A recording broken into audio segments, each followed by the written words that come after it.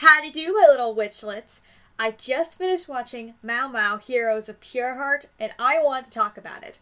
I originally wanted to talk about the Bomberman Jetter's GameCube game, but it was so bad I had to make something else.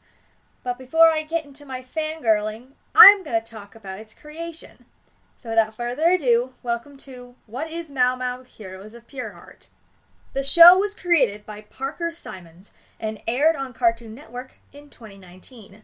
And from what I heard, it was an instant hit. And after giving it a watch, I understand why. It is so freaking good! The first season has 40 episodes and ran for about 11 minutes per episode, as normal Cartoon Network shows do, and was animated by Cartoon Network Studios. With that being said, let's talk about the animation. Absolutely gorgeous, just breathtaking. The fight scenes, just great. In the background is just so great. At this point, I'm just trying to convince you to watch it yourself before I spoil the entire thing. And I am very fond of this kind of style. It's just great. And the characters are just amazing. And the voice acting is just chef's kiss great. Did you know that Parker Simons voices Mao Mao, King Snugglemane, and a bunch of the other characters in the show? Talk about talent! I never thought Mao Mao and the King would have the same voice until I looked it up. Mao Mao makes it clear that he is the star of the show, and his friends are just the best. Badger Cops made me laugh the most throughout the entire show. And Adorabat is the most terrifying 5-year-old I have ever seen. Parker, you did good on this one. You are the freaking best, and I can't wait to see what you come up with next. But enough of that, let's go to the story. The story follows Mao Mao, Badger Clops, and Adorabat in their adventures as Pure Heart sheriffs. And they go on to fight things like monsters, pirates, and even themselves. Aside from the epic battles, they also learn everyday things like how it's okay to be scared even if you're a legendary hero, or how lying is bad. In my opinion, it all fits really well. Speaking of evil things, the Sky Pirates, absolutely amazing. I would quote everything they said if I could. They are one of my favorite villains in any show. Sure, they might not have as many respect points as the Higa Higa Bandits, but they made me laugh just as much as Badger Clops did. I love Oranga-Snake's whole deal as well. Being an Orangaroo and a snake that care about each other, just doing crimes and stuff, it makes my heart flutter with happiness. Why can't more villains be like this? Okay, by far, Mao Mao is my favorite character. Again, he makes it very clear that he is the star. And I like how all the life lessons are more towards him and his hero code. Speaking of his family's hero code, I don't really like his family. I mean, his mom seems to be fine, but his dad and his sisters are...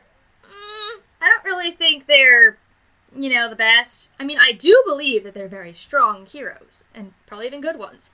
Take a look at the birthday flashback. We don't see his sisters at all. Of course, they could all be doing hero work, I always take that into consideration. But you would think at least one of them would be there. The only one we see showed up was Bao Bao. And when he got scared by the puppet, his dad didn't comfort him. Instead, he straight up tells him to stop being scared and drop it. And that sucks. Oh, and I hate his dad. His dad sucks. When I was describing Mao Mao's dad to my friend X, I told him that he was such a feminist that he forgets he had a son. And I still stand by that statement. In the same birthday flashback, he clearly forgot Mao Mao's age. In another flashback, he forgets to give Mao Mao a legendary weapon like his sister, so he just gives him a random glow stick. He never visited him until his wife forced him to, and even then he just sucked. He neglects Mao Mao every time he wants to try to impress him. He's always more focused on his daughters than Mao Mao. It's so bad. I really want Mao Mao to just cut him out of his life, but if I'm gonna be honest, I don't think his dad would notice it. I would love to go on a long rant about how awful his dad is, but I can't. I want to keep this script short. So, to end this video, I will share my big theory on the show. This one is about the Pure Heart Ruby itself, or themselves. I think the Pure Heart Ruby is alive, and not only that, I think they're evil. Think about it. It only helped Oranga-Snake by giving it some of its power, and after that, it helped Adorabat zing back Chester, and of course it did work, but it quickly became a problem. But what started this theory was this line. Yeah, taking over the castle and ruling over Pureheart Valley forever? That sounds nice. The Ruby Pureheart tells Adorabat to take over the kingdom. Now, some of you are probably like, but it seems that the Ruby Pureheart just grants anyone's wish. Why would it just be giving those 2 wishes? Well, take this into consideration. If it just granted everyone's wish, wouldn't we have noticed it?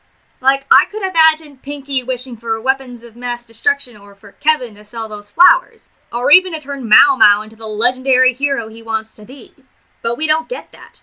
And the only ones it granted were Adorabat and Orangasnake, because it knows how much damage they could do with its power. It knows how strong they can be, Orangasnake being a bad guy and Adorabat being really scary and even strong. And if we do get a Season 2 and it grants another wish like that to maybe another bad guy, or a character like that, then it should just confirm it. Let me know what you think. Do you also think the Ruby Pureheart is evil? Or is it just me watching too much game theory? Let me know in the comments below. And don't forget to like and subscribe. Bye!